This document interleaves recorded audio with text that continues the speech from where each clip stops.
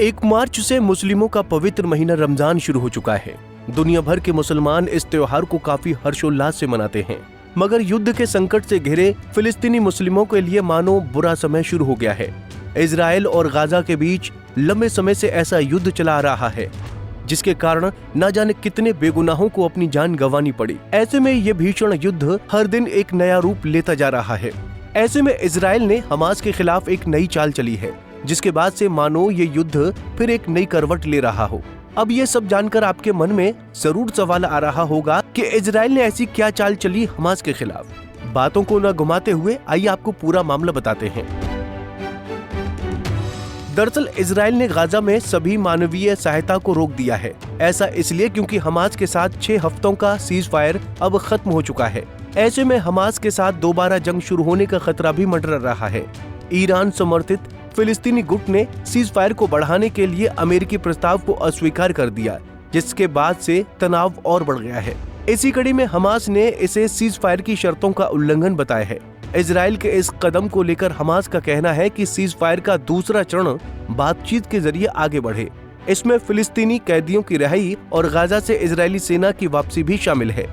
Hamas ने उसके और इजराइल के बीच मध्यस्थता कर रहे देशों से इसमें हस्तक्षेप करने का आग्रह किया है। इजराइल के इस कदम की अब वैश्विक स्तर पर चर्चा होने लगी है। भुखमरी को हथियार नहीं बनाना चाहिए, मिस्र। इजराइल हमास मामले में मिस्र के विदेश मंत्री बद्र अब्देलती ने एक प्रेस कॉन्फ्रेंस में कहा कि सहायता बंद नहीं की जानी चाहिए थी। वहां के लोगों को ये दंड देने के समान है।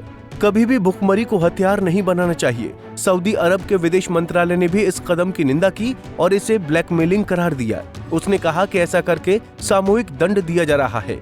वहीं हमास ने अस्थायी युद्ध विराम के अमेरिकी प्रस्ताव को स्वीकार करने के लिए इजराइल की आलोचना की है। फिलिस्तीनी ग्रुप के मुताबिक यहूदी राष्ट्र का ये कदम गाजा युद्ध विराम समझौते के दूसरे चरण के लिए वार्ता को टालने की कोशिश है। बहरहाल खबरों की दुनिया में कभी कभी घटनाएं एक पल में नया मोड़ ले लेती हैं। कभी किसी ने सोचा था कि एक युद्ध, एक संकट और एक फैसले के बाद क्या बदल सकता है। इजराइल के इस कदम ने गाजा के लोगों के लिए नई परेशानियों का अंबार खड़ा कर दिया है।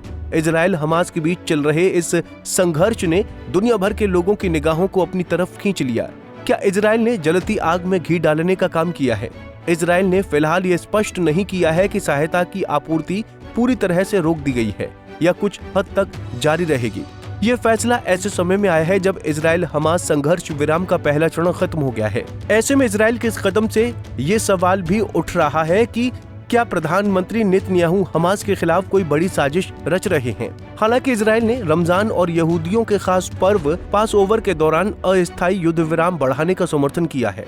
अमेरिका की ओर से पेश किए गए प्रस्ताव के तहत हमास को पहले दिन आधे बंधकों को रिहा करना होगा, जबकि बाकी बंधकों की रिहाई स्थायी युद्ध विराम पर समझौते के बाद होगी। फिलहाल गाजा पट्टी में हालात पहले से ही गंभीर हैं और अब इजराइल द्वारा खाद्य एवं अन्य आवश्यक वस्तुओं की आपूर्ति पर रोक लगाने से गाजा में संकट और गहरा सकता है। अब ऐसे में ये देखना दिलचस्प होगा कि हमास इस प्रस्ताव पर क्या फैसला लेता है और मध्यस्थ देश क्या रणनीति अपनाते हैं। Bureau report, Punjab Kesari TV. हमसे जुड़े रहने के लिए हमारे YouTube चैनल को सब्सक्राइब करें और नई वीडियो की नोटिफिकेशन के लिए बेल आइकॉन को दबाएं।